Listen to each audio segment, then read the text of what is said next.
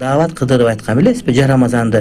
Жарамазанды айтып келдим эшигиңе, Кудайым уул берсин бешигиңе.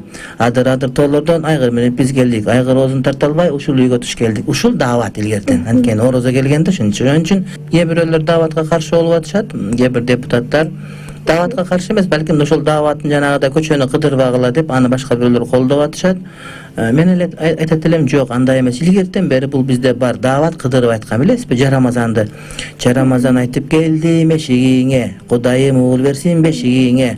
Адыр тоолордон айгыр менен биз келдик. Айгыр оозун тарта албай ушул үйгө туш келдик. Ушул дават илгертен. Анткени орозо келгенде ошон үчүн иниңизди даватка жөнөтсөңүз, ошол даватчылар менен жүрсө, иншалла жаман адаттардан алыс болуп калат. Ошон үчүн мен айтат элем, даватка жибериңиз деп. Ал эми тиги даватты тыйып аткан адамдарга айтат элем, тооба кылгыла, туура эмес маселе. Президентибиз баш болуп колдогон маселе, Кудайга шүгүр. Муфтийибиз баш болуп даватчыбыз бардыгыбыз.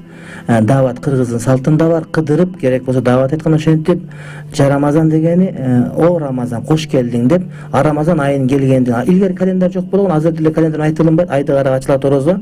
Ошол айды көргөндөн кийин айларлап орозонун келгендигин сүйүнчүлөп ушинтип жүргөн биздин даватчыларыбыз болгон. Ал эмес дават боюнча эгерде манасты окусак, ошол жерде манас атабыз өзү даватчы болуп адамдарга динди жеткиргендиги айтылат. Бул боюнча өз учурунда кеңеш сүйлөп бергенбиз.